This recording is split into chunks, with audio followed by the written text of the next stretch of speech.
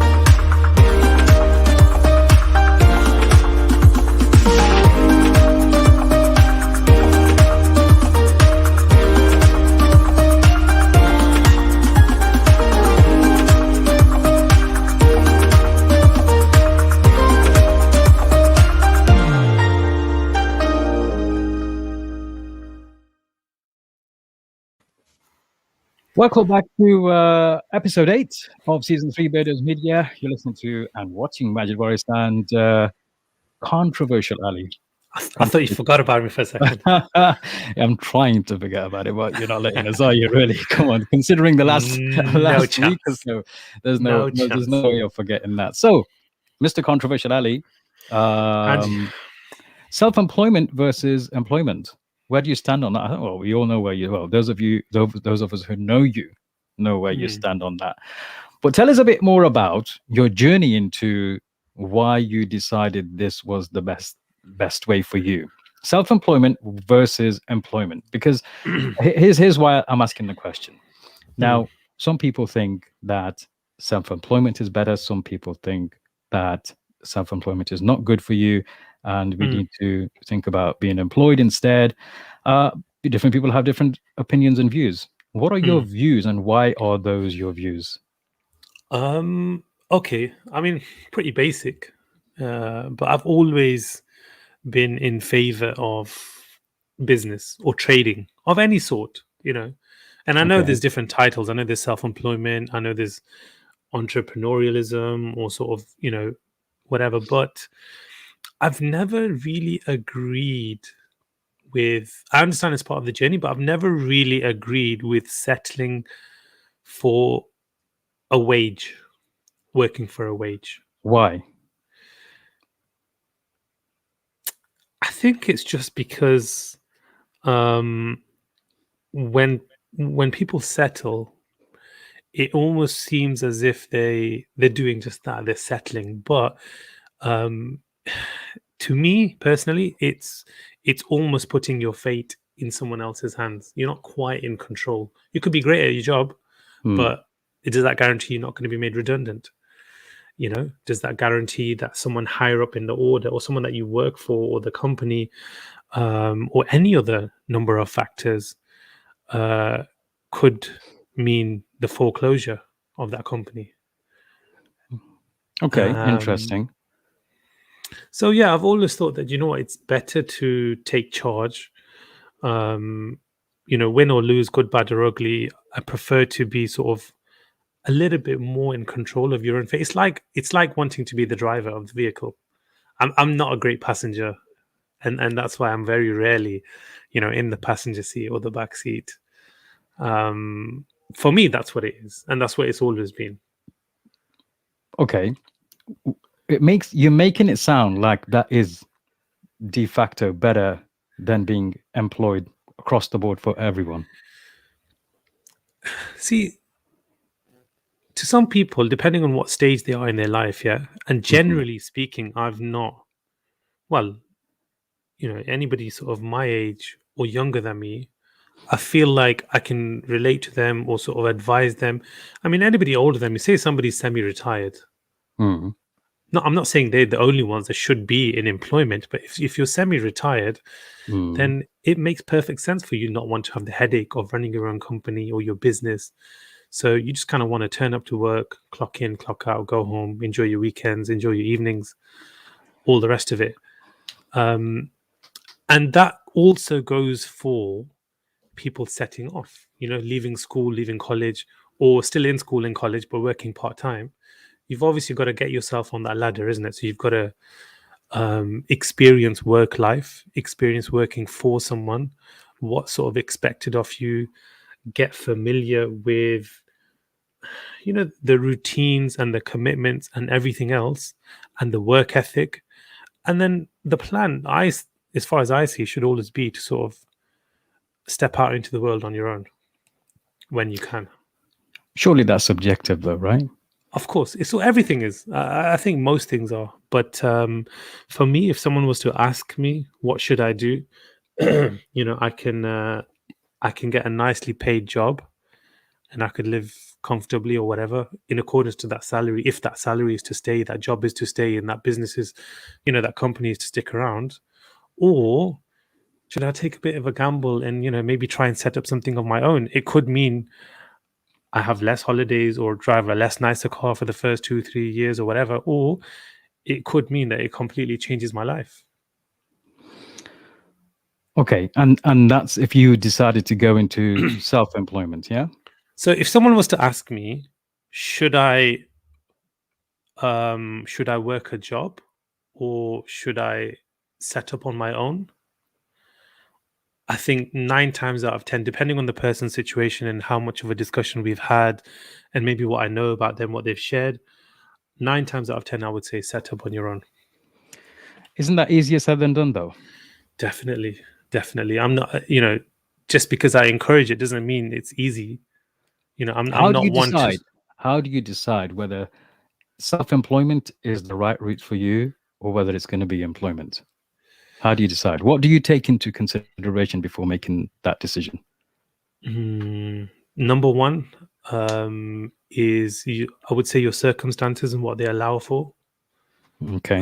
But beyond that, I think even regardless of that, if you want to set up on your own, but you're not in a position to, you should be working towards it at least. But how do you decide if business is right for you? You'll know yourself what you're about. You'll know how ambitious you are. You'll know whether you appreciate a challenge or not.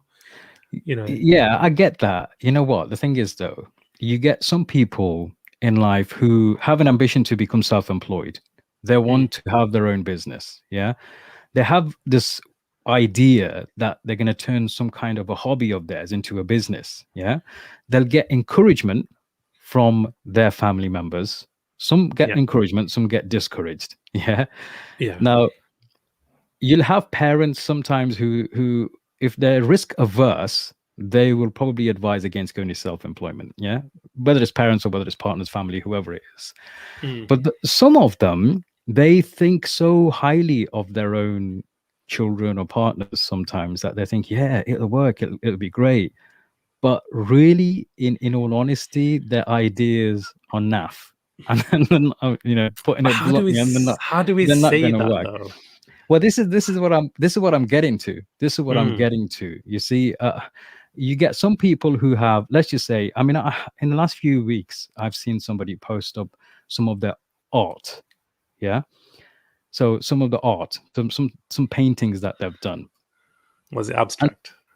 I think it was crap, whatever it was. Yeah. A 5-year-old could do better, right? And I have a few people who share art on my, in my news feed that I see. Some are really good, some are fantastic, some are phenomenal, but there are a couple who aren't really there to commercialize it, right? Either that or I don't understand, you can't appreciate art. Yeah. But I saw the comments and so many people really giving them a lot of giving them a lot of compliments, saying wow, that's amazing, that looks really good, we have an artist amongst us and all that kind of stuff. And I'm thinking to myself, do you really want to be saying that to this person? Mm. Aaron says, I don't think a lot of people are willing to ride out the short-term discomfort for the long-term gain. You're right. I think so. A lot of people are looking for the quick fix, which is why a lot of people have you noticed a lot of people who go into, for example, LMs, yeah? Nothing against LMs as a concept. So I'm not grilling everybody, but the way it's sold to a lot of people, it's like, you are now an entrepreneur. Yeah. And Mm. suddenly you start seeing them posting loads of motivational quotes and all that kind of thing. And you know really, they think that it's going to be a get rich quick scheme of some kind, and they're going to get, they're going to become wealthy overnight, because that's the way it's been missold, not sold, but missold to them, right? Mm. So Darren's point stands. A lot of people, they don't want to ride through, the rain and the storm Yeah. when it's coming horizontally rather than vertically at you, and you've got to plow through it. Do you know what I mean? They don't want to go the hard work, Mm. and they just want to become rich really, really, really quick. And they just believe in that kind of stuff. So the point I'm making is, sometimes you have ideas which aren't very good, and anybody can see that they're not good. Yeah. Mm. Like, for example, let's just say this particular individual who I'm referring to, who shared some of their paintings, and they weren't very good. And imagine that person being encouraged that, you could become an artist. We have an artist amongst us, and that's what was being told to this person. I don't want to give away Mm. the gender either, because it might become Did obvious. But did do you see did you where I'm tell coming him? from? No, I didn't say anything. I just kind of scrolled past afterwards. I thought, what can you say? I don't want to dishearten somebody, or even I don't even know if this person is thinking of making this into a business. But what I'm saying is, some people have business ideas, and they're Mm. crap ideas, but they're being given the false motivation and kind of compliments to make them Mm. feel good about what they have, and maybe they might one day rely on that to kind of to take that step of becoming self-employed, and it doesn't work for them. You know what I mean? Mm. On the other hand, you might have some people who have the drive, the motivation, some great ideas, thinking out the box, yet you might have people around them who are very risk averse. They do Mm. not want to take any risks. I mean, I have some of those kinds of people within my family as well. So no matter what idea you put across, they will first point out the negatives, right? And then they will finish the sentence with, I'm only telling you just because, you're my, I love you. And, I just want to make sure you're aware of all the risks involved in what you're about to embark upon. Less than that, kind of drill it down and kind of giving it all the negative stuff. And you So think to yourself, let's say then somebody, I don't know, I don't want to pick on the artist, whoever they are. I'm sure the art was mm, great, but let's say they've got two types of people around them. yeah, One who will, I don't know, almost treat them as if they're encouraging a child. Yeah. yeah, Oh yeah, that's great. That's amazing. This. mm, Not telling them the truth. yeah, And then on the other side of the fence, there's yourself or someone else who will be say it how able it to is. see it but not say it. Mm, So the people that are lying to them, maybe misleading them, whatever, are sort of mm, overcompensating. So this person is just not being told the truth from either side. In sense, they're being lied to from both sides. What do they do? Like, what's the right thing to do? Uh, Well, it depends. it- If this individual, let's just say, if this, because this individual posted these paintings, and they had people like me who probably just looked at them and just scrolled past, and they had some people who were paying them a lot of compliments. Now, if the body of the text or the post was about, I'm thinking of taking up art as a profession or selling my mm, artwork, then yes, they would probably be lied to if you scroll past and didn't actually have like a allude to at least something to say, okay, well, maybe you need to have a discussion with such and such a person, show your artwork to X, Y, and Z people within this circle of hours, because they're in that profession, and get mm, their ideas and let them do some of that dirty work. mm, But you know what I mean? You at least direct them with that, even if you don't want to say anything yourself. But ideas, generally, ideas, there are all sorts of ideas. Not all ideas require a lot of financial investment. On that mm, note, financial investment, today's sponsor is Shakur Investments. So moving on, we have a lot of people with different ideas. Now, some of those ideas may consist of investment, capital investment. Some may Mm, require just your time, your expertise. You could be writing books, you could be writing all sorts of guides of some kind that you want to sell. Now there's going to be a difference with the way you sell your services or products. So you got retail business and you got service based businesses as well. mm, So professional services or retail products. So you got tangible stuff and you got intangible stuff. There's going to be a difference in how you sell that. mm, So yeah, I think when you've got something that's tangible, you need to do your market research even more, I think. yeah. See, the thing is though, is I think in today's day and age, almost no idea is a bad idea.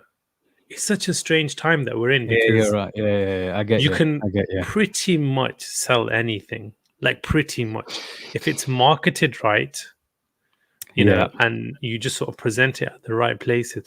I'll give you an example. Yeah. Um, I'm good friends with one of the founders of Chaiwala. I probably shouldn't Okay. drop Yeah, names yeah, or anything into it, but it is what yeah, it is. Yeah. yeah. Now, when I heard that they were first setting up, because he was in a completely different trade, I think the family was into sort of like furniture and beds and stuff. But when I heard that they were setting up this sort of roadside chai service, like desi chai, kadak chai, dudh Mm, patti, I mm, was like, that's a sick idea. mm. I thought they were going to have like little tea boys running out to the road and handing over little teas, and I thought, yo, that's really cool. And in a place Mm. like Leicester, obviously they'd lap it up because Yeah, there's a lot of sort of Indian, Pakistani, Gujarati community. yeah, who like that Now, type of, yeah. when I saw the sort of first or second branch and I saw Mm. what they were doing, I thought, It's not this is what I not thought it it. was going to be. This is Yeah. not it. Like, obviously I went a couple of times. You're going to support a brother in it. Mm. And I've never actually told him this. I hope he's not watching. And I thought, nah, man, like, this, the tea's not up to it, the parathas or whatever they have got going on, yeah? So to me, that didn't make sense. Mm. And I thought, this ain't going to work. Mm. Now But look at look at them. it. Yeah. Now look at them. We fast forward 6 or 7 years, and I'll tell you why I'm bringing it up is because uh, another friend of mine, a family friend from down south, contacted me to say, look, can you contact these brothers because obviously you know them, and want to purchase a franchise. And I don't Mm. mind if it's 20, 30, 40 miles away Mm. from where I live, but I Mm. do, I want a chaiwala. Mm. So anyway, I speak to the brother. They've got like a franchise consultant, whatever. And it turns out, bro, there's practically nothing left available in the whole of the UK. Wow. Yeah, Wow. Wow. they've either already opened up there, Or signed it's up, reserved. Yeah. reserved, signed up, sold, pre-sold, whatever. And each franchise is what, like 90 grand or something? They're doing well, bro. They're Yeah. doing well. Yeah, yeah. So point being is, I would have written that business off, the idea off.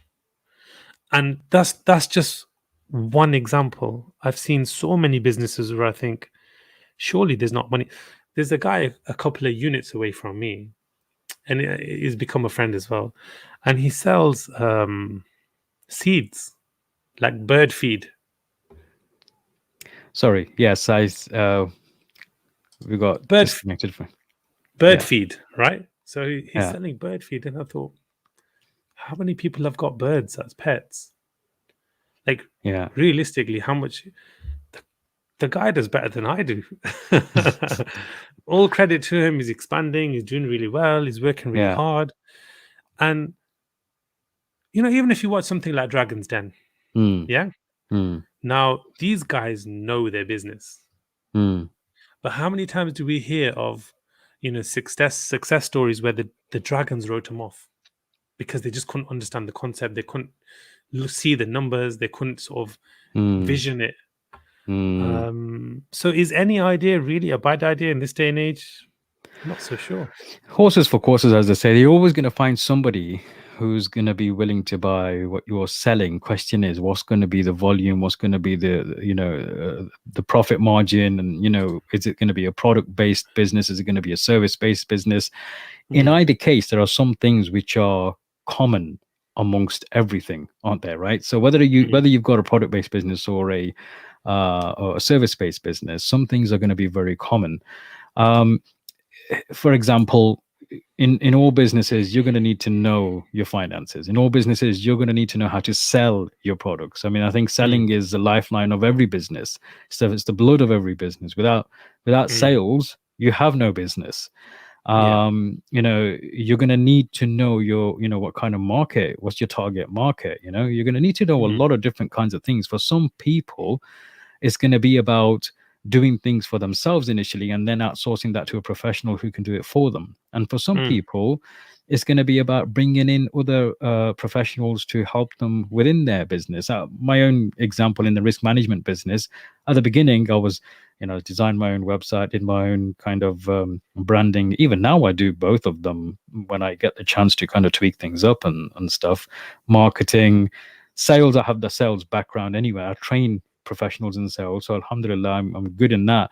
uh there was always much to learn, though. Things are changing, things are evolving, so just because you were good at one point doesn't mean you're always going to be good. mm, um we have other consult I bring in other consultants now to help me do some of the assessments that I do for some of my clients, because I haven't got the capacity to do it all myself. So the problem here is some business owners feel like they have to do everything. It's the difference between working in your business and working on your business. mm, Some people like to work in their business and not on their business, and some people like to work on their business, but they don't service the needs of the clients properly. So they're not really working in the business properly. And classic example is somebody who's newly starting up. They might get new clients and they'll treat them like royalty. But as soon as they've got the clients and they've got other new clients, you're not given that same attention anymore, and then mm, you end up giving really bad customer service. yeah. So you have to understand there are different when you're the business owner, you're everything. You are the boss, you are the slave, you are the cleaner, you are the the Yeah, finance you are guy. the business. You are See, the business. I think when you get to that point, um, I'm okay with both things. You know what? Like you said, horses for courses, right? If you want to be the business, I think we've probably had this conversation on a number of times where you, for example, in your consultancy, you are the business, you're the face, Yeah, yeah. you're the go-to guy, you're everything. And I lose track of how many times I've said to you, Majid, just sit back in it, get Mm, consultants, outsource, take the mm, cream off the top, like whatever, whatever. But obviously, look, whether you whether you want to continue to grow your business and take it further, whether you're that ambitious, and you want to sit back, there'll be a time where you have to you'll have to outsource work, which means that month you make less than you did the oh yeah, previous month. Yeah. this month is a classic example So, for me. This month is one of those months where I've outsourced 14 assessments across the country to mm, one of my go-to risk assessment guys for fire risk assessments, because I'm not going to be able to spread myself that thinly. yeah, And so I've had to. there's nothing thin about you, bro. Come on, This is it's what been I a was saying. while. I'm spreading myself thinly without actually getting thinner myself. You know what I mean? So you know what? I'm not even gonna. I'm not even gonna object to that comment because it's so true. But it's So true. the two things to look at here, yeah, is you could have lesser turnover but more in your Yeah. pocket, or Mm, increase the turnover, but because you're outsourcing and you sort of increasing that sort of streamline and everything, and you're more um what's the word, you're more uh it's completely blanked me now.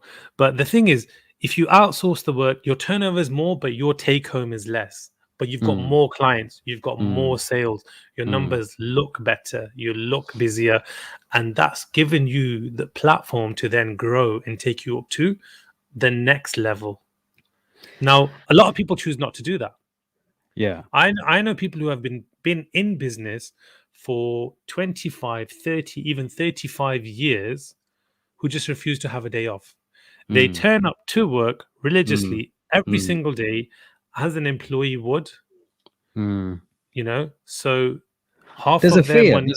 There's a fear factor for them as well. That if I took the time off or a day off, if I did something or declined some work from a client, will I lose the business and that kind of thing. On that point, people who are self-employed, Mm, they do tend, it's like you were saying, the clocking off, or is there a clocking off? Can you clock off on a Friday now? And can you clock off for the weekend and say, look, that's it now, nothing for the weekend? I still get calls over the weekends and I don't answer them anymore because, I feel that's my time now. I didn't used mm, to at the beginning stages. I had to take those calls because when you're starting a new business, you do everything you can to mm, retain the clients. But when you've grown somewhat, you can actually make some decisions which work to your benefit and have a balance for yourself. So I I think one of the most important things that I would say to anybody who's starting a new business is, what, if the time comes where you need help, ask for help. Even if mm, it's somebody who's in the same industry who can help you out, ask for them, ask for their help, and give yourself a break. Celebrate the small wins. So a lot of people are working like animals and they just don't reward themselves for the hard work or any of the results that they bring in. They just want to see the numbers grow in their bank accounts, but they don't even pay themselves anymore. And mm, the money's just sitting there. They just want to see it grow, but they don't even reward themselves, And if you're not going to reward yourself, then you're not going to have the motivation to continue doing what you're doing and taking a break within that at the same time.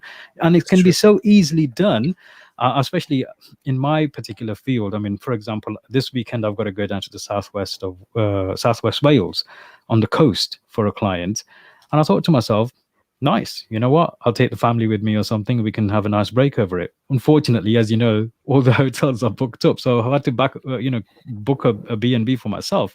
But I'm gonna go a day earlier. I'm gonna have some me time. I'm gonna Mm, enjoy my time with myself. On the beach. I'll just chill out and I'll do my thing and relax, take a break, and it's okay. You can do that, and it's better that you do that than not doing that. mm, Because when you don't do that, you'll burn yourself out. And how many people have we seen, especially within the last year and a half, relatively young, who have just passed away suddenly, or through the coronavirus or wherever the case might be? Life is never guaranteed. You need to have a good balance, and money's not everything.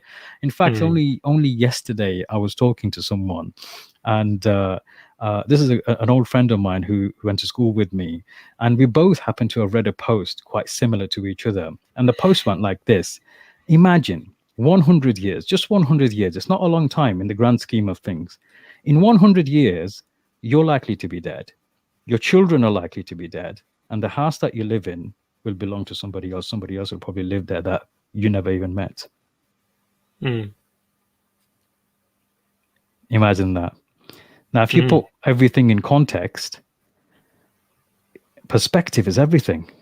So when you're working, and working, and you're not mm, taking a break, first of all, for yourself, when I say for yourself, I mean for the things that are important to you, whether that's family, your obligations, duties, religious, whatever it might be, they keep help keep the balance in your life, as opposed to working and working all the time. Because when you're working all the time, what kind of life are you living, really? I'll tell you who's the best and probably the worst example of the whole work, work, work. Um, Taxi drivers. Mm, Look, I've been a taxi driver. You mm, know, in fact, I've had 2 or 3 stints as a taxi driver. Throughout my adult life. mm. The first time wasn't even adult life. I think I was still a kid when I was So, about 17. That was a long story, man. Um, but yeah, look, if you ask a taxi driver when they want to gas it up a little bit, they will. They'll be like, I'm self-employed. I work for mm, myself. I choose my mm, hours. I mm, choose my holidays and all of that. mm. I guess that's true to a point. In Um, theory, it's true. In theory, yeah, it's true. but Well, I know, Papa knows that he has to put in 60, 70 hours a week, yeah, and he yeah. does, and he won't Mm, have a weekend off.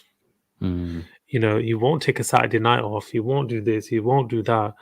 Um, he'll skip meals. He'll eat out. He'll be on energy drinks. He'll be whatever.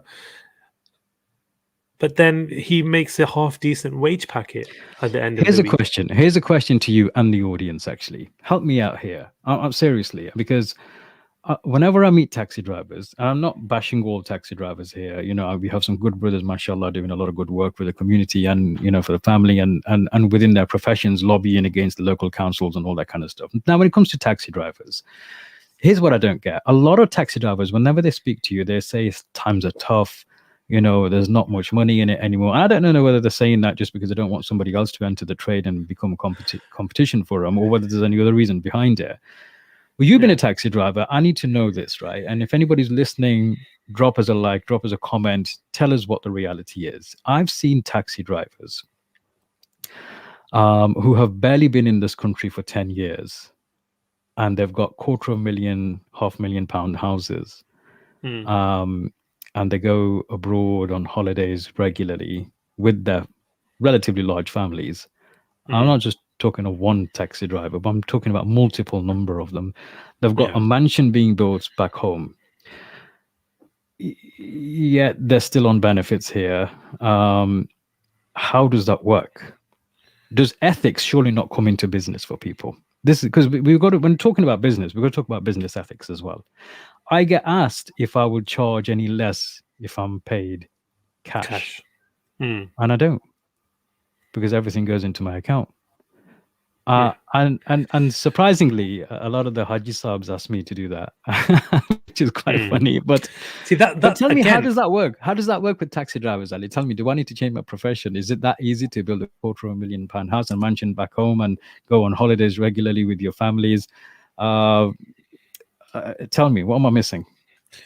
Show me one taxi driver who's made it look easy, who's had a life, who's got good health, who spends time with their family, who doesn't work weekends. Like you say, obviously, look, you're in the consultancy business, right? And you don't answer your phone on the weekends, or you know, in the evenings, or at prayer times, or kid time, or whatever else. Now, a taxi driver, I'll be honest, and it may vary from city to city and whatever else, but on average, bro, it's maybe £8-9 an hour.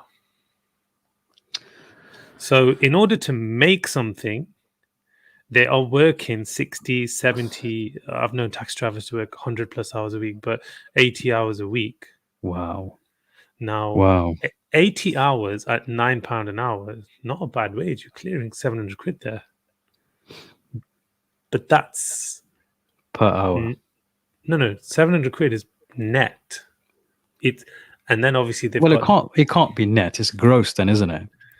Net is after you've paid your expenses. No. So obviously what the meter shows is a lot more than that. I'm talking about their take home after everything averages to be about £8-9 an hour. Now, if you were to do 80 hours, say, take your example, if you were to do 80 hours of consultancy work a week, ka-ching, right? Yeah. If you were to work in a warehouse for 80, 90 hours a week, if you were to pretty much do almost anything for 80, and that much hours, of it, and be a bit of a penny pincher, and well, you're always at work. When are you going to spend it? Well, so look, depends on who's spending it for you, isn't it? the point that you mentioned, I think it's split into two. So ethically and morally, it's split into two. One is if you can do something for cash and get it a little bit cheaper. Okay, I get that. Is it right or wrong? I have different views on that. But secondly, if you have to lie about whether you're able to provide for you and your family, and then you have to take handouts, or you have to, get that bowl out to the Queen or whoever it is, those two things are not on the same level, in my opinion. So, let's say you don't give and you don't take. I think that's partly middle ground, gray area. But if you have to be that dishonest to the point that, the Queen or Boris is paying for your koti back home, Do you know what I mean? It's different, isn't it? It's It's different. not. It's not. It's not. When you look, when you're thinking about it from a Shari perspective, it's not. Obviously, different people have different values, and they'll go by what values they're on. Mm, But ultimately, when we're looking at businesses and people who class themselves as business owners, because here's the other side of the coin. You could be self-employed but working for a company.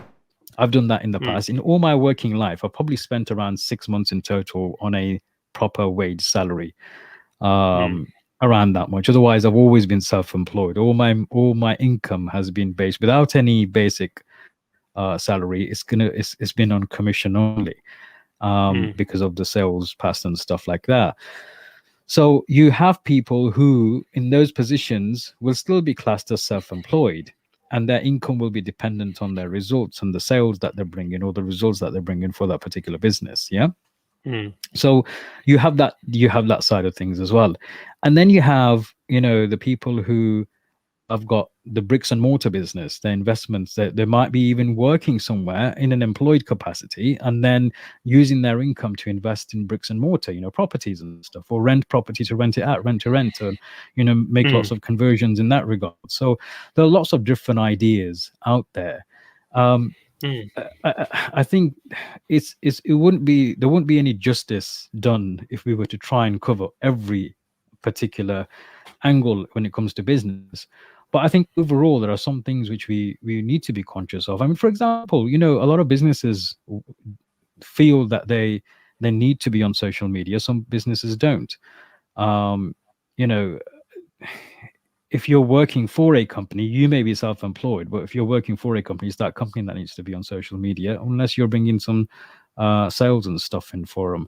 But social media is a funny one. Doing business over the internet is a funny one. You have platforms like Amazon and eBay, and Mm, these kind of platforms which can help sell your products without you actively doing any marketing. It's a ready built platform where people are being given the exposure in the first place. Yeah. And that's for, like, that could be for anything. You could be selling services on there, you could be selling ebooks on there. It doesn't once you've written something, is there. Do you know what I mean? You can have a recurring income from just selling some knowledge on there. You could be selling products that you've bought cheap from somewhere else, and that's a mm. different kind of a platform. But then you've got service based industries, and then you've got retail based industries, which function in a completely different way. You've got overheads, at least, for the retail based industries. I mean, your industry, you're in an industry where you've got to pay the rents, the rates, and staff, and Mm. all that kind of thing. In fact, multiple number of times nowadays, isn't it? Yeah, and to be fair, I can maybe advise better on the industry that I'm in, or that I'm aware of. So, if you're in retail, let's say for example, like me in the food sector, social media is an absolute must nowadays. If you're Mm, not on social media, you almost don't exist. mm. Um, but you know how you speak of Amazon and eBay and all of these guys, I'm not particularly in favor of them, and I'll tell you why. Is that it's resting on your laurels in a way which you may deem convenient, but it's actually very expensive. You know, I am It is, obviously look, Ali. Hey, yeah, let me stop you for a second. It is expensive, but for some people, it's a great start. I'll give you an example. My 13-year-old Isa.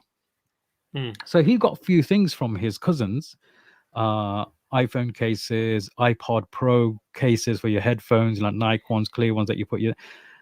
He's been selling them on eBay for himself. He thinks he's a little businessman now. Do you know what I mean? It's mm, like yeah, he's been but he's getting them and selling on that. But for him, obviously, I won't encourage him to go into full-time business. what's what's he supposed to be studying? But at school, and that's in the secondary why school. He's not? only 13 year old. Not for Why not? look, I can't take him out of school, can I? Exactly. So yeah, he can do whatever he wants whilst he's off school, within reason, obviously. But what I'm saying is, there are great platforms for beginners, and until you've got the revenue to create your own independent platform, then you can use the internet to market that platform. Now, here's the other thing when it comes to social media. A lot of people think, hey, they have the question in the mind is, do I go with social media marketing, or do I pay for Google pay per clicks? Yeah. Mm, Now there's a clear distinction in my mind for the use of either.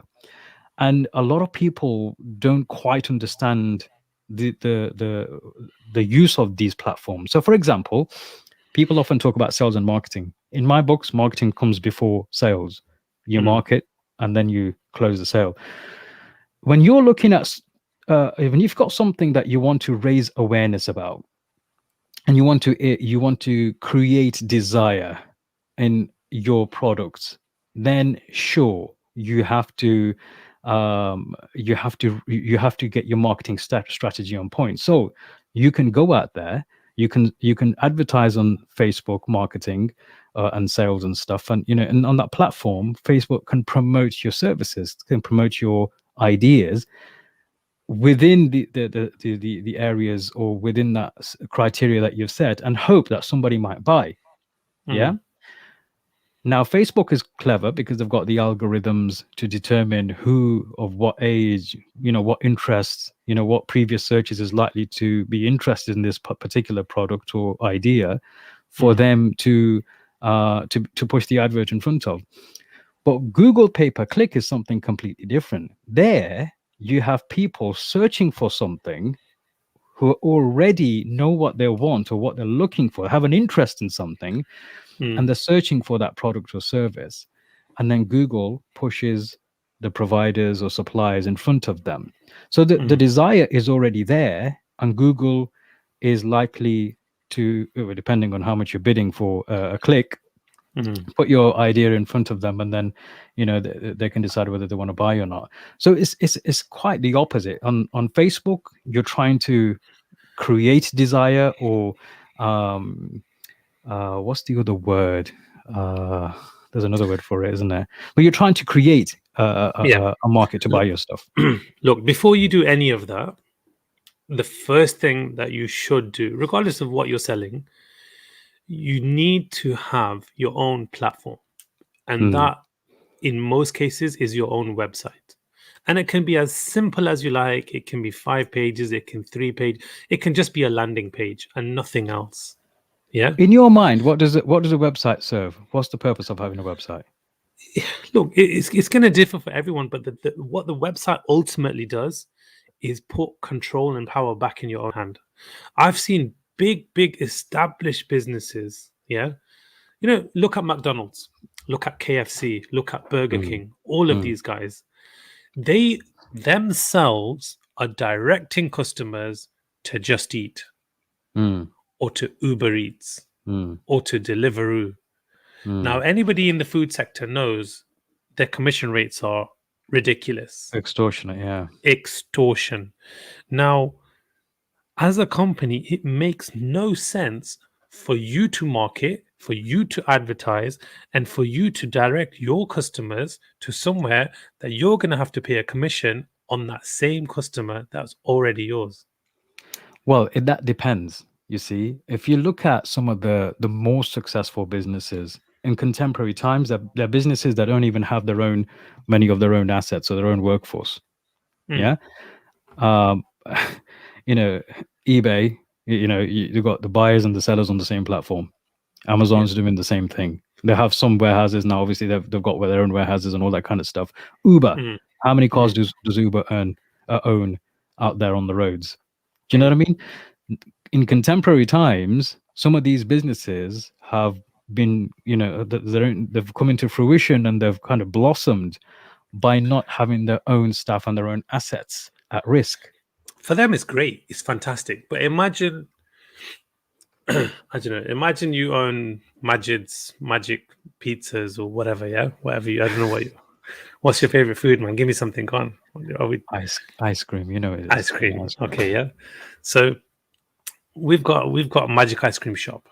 Yeah. Mm, Now you're telling your customers, click on Just Eat and order mm, my ice cream.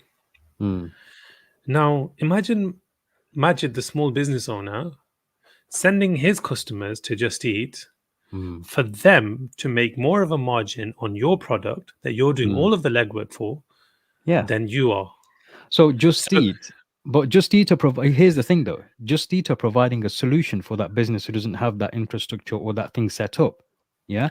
Even at it, but the cost might be high, but it's a cost that they're willing to pay. You, on the other hand, Sweet Retreat Burton has their own platform, right? So Yeah. you've got incentives. So anybody who Mm. wants to buy Sweet Retreat products, they go onto this SR Burton, is it? Sweet And SIA. then Sweet SR, and then put your order through there, and you even get a discount by doing it on your platform. Great, Yeah. happy days. You've taken the initiative.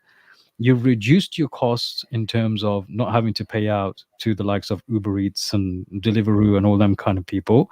Mm. But you've had that initiative though. What I'm saying is those people who here's what else you've done with that. You've marketed it. You've marketed that platform Mm. in front of your audience to say, hey guys, you've got your audience in front of you on social media and the pages that they've liked, your pages, the business pages, you've got your own following. Then you've put it out there. Say, look, if you want a discount, go through this platform. This is the thing, though. So it all comes down to, look, your strategy has to be prioritized, or your chronological order has to be correct. If you're gonna go out and put yourself on social media, but then have nowhere for all those leads to go, if you ain't got a shop window that those people then are gonna get sort of forwarded to, what's the point? You're advertising your business only for someone else to do none of the legwork and come and take a big cut. So personally, I think you have to have a website in today's day and age. Depending on what you're selling, you might need an app as well. Mm. You might need other things, call centers and all the rest of it. That's almost redundant now, but a website is an absolute must. Then get yourself on social media. At least have somewhere that's your own to be directing these people towards. So what are we saying then? For a person or an individual before they start the business, what are the core things that they should be thinking about? They should be thinking about, obviously, back in the day, I don't remember. Do you remember Business Link? It was an Business. initiative led by the government, and they had an organization up and down the country where consultants, mentors used to mentor business owners. So I used to work for Business Link for a short while, and this is while I was still studying for my postgrad in risk management stuff.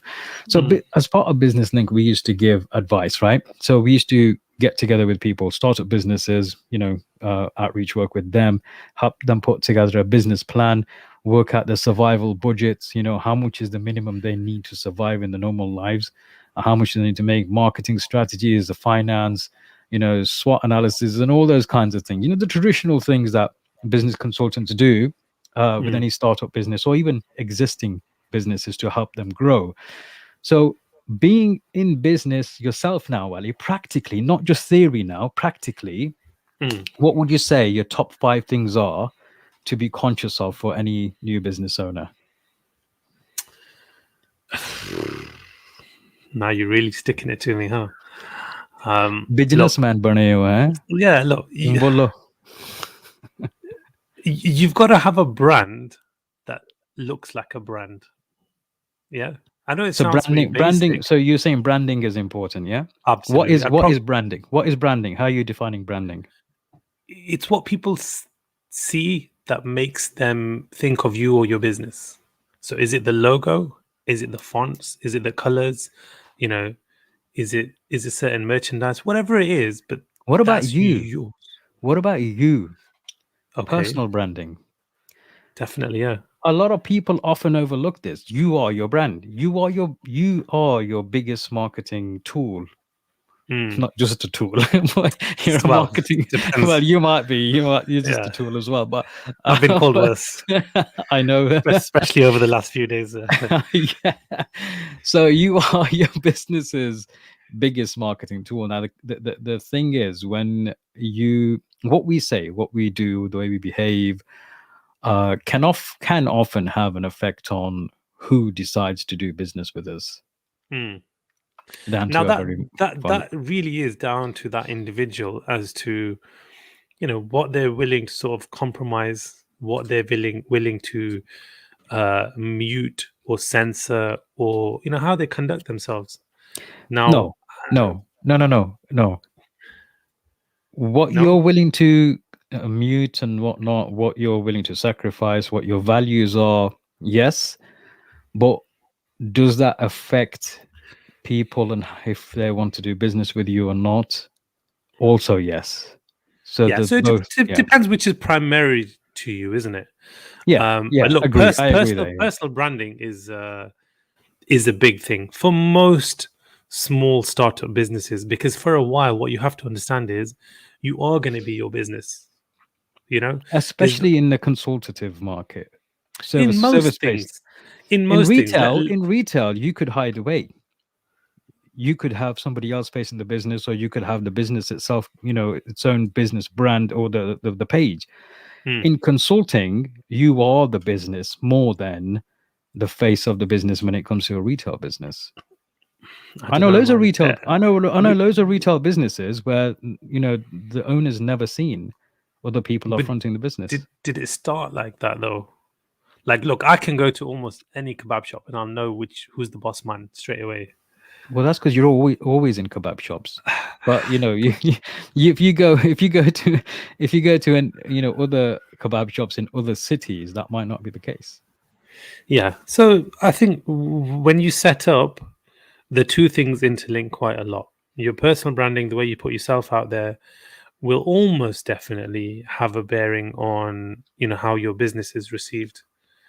Hmm. If it doesn't, it doesn't. You're fortunate in that sense. But for most small startups, it probably will. So brand yourself in the right way, and then another little tip. It will help you catapult a little bit. Is that do something that you're kind of known for, or something that your social circles allow for.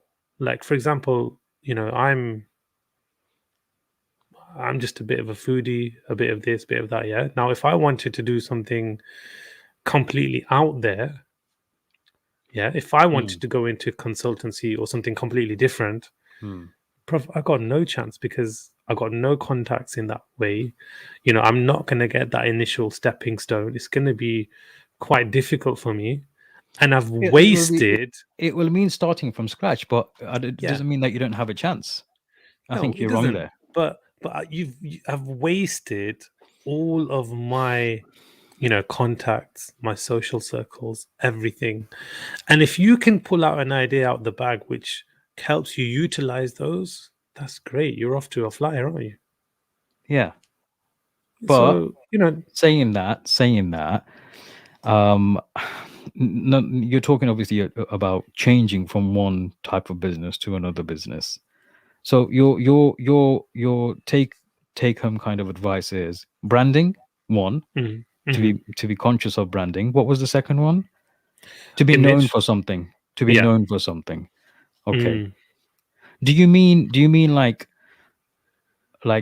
what the value proposition is coming to you as opposed to anybody else? Value.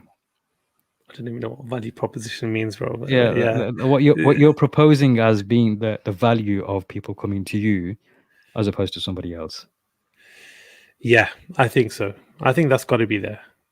One thing we see quite a lot of in this day and age is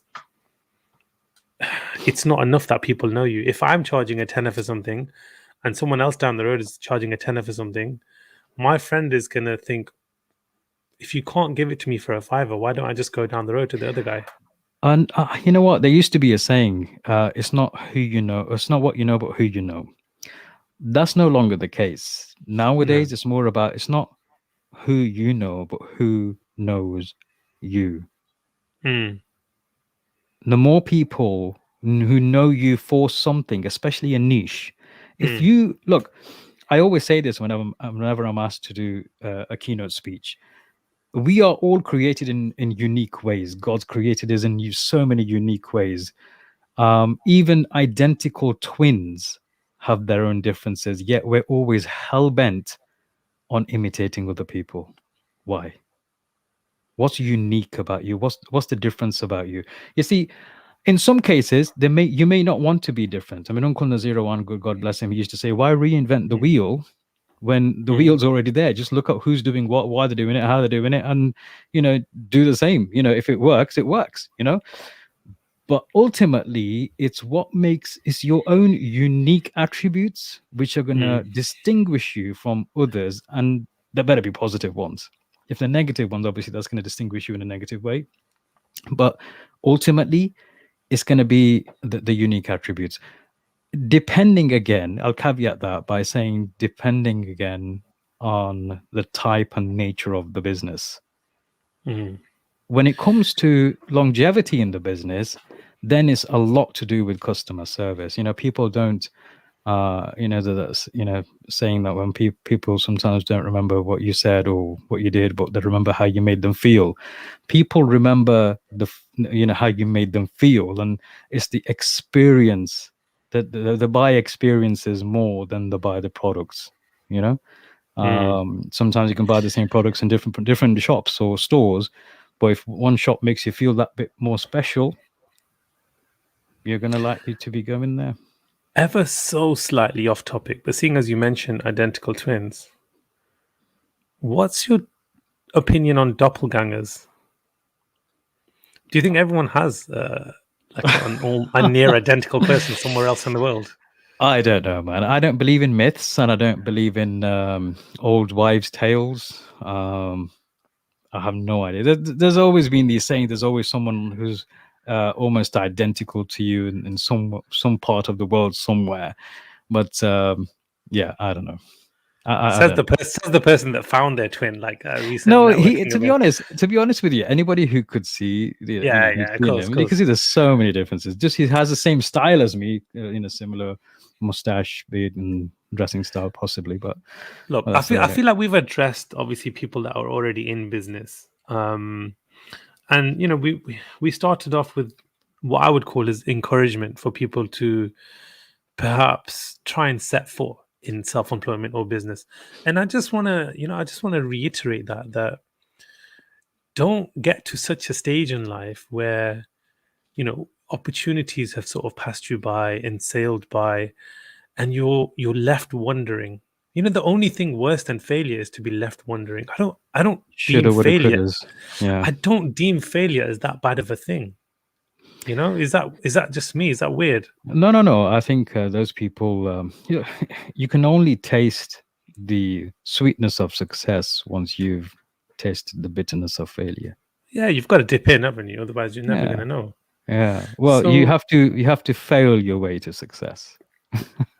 yeah, it's, that's what it comes down to, doesn't it? And yeah, it's true. failures, you're not learning anything if you're not failing. The only time you're not going to fail is if you're not tried. This If you're is the not thing. tried, that's it. Success doesn't really teach you that much.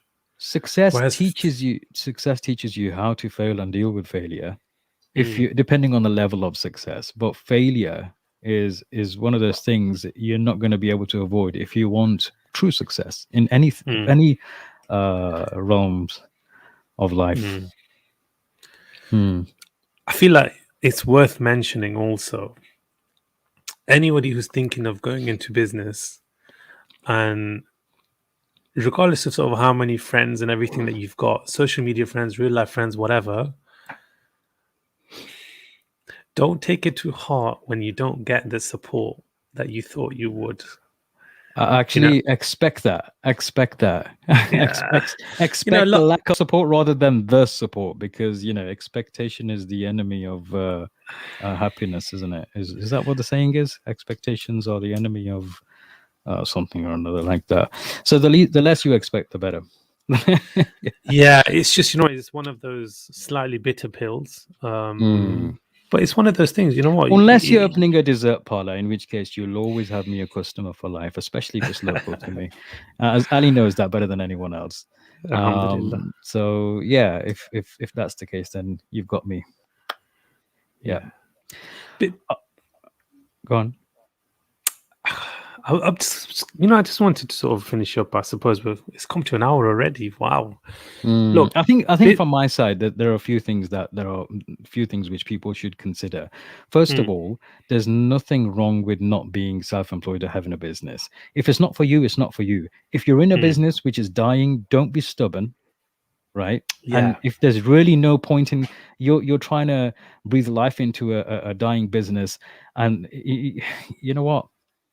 Don't be stubborn. Let it go, Louis.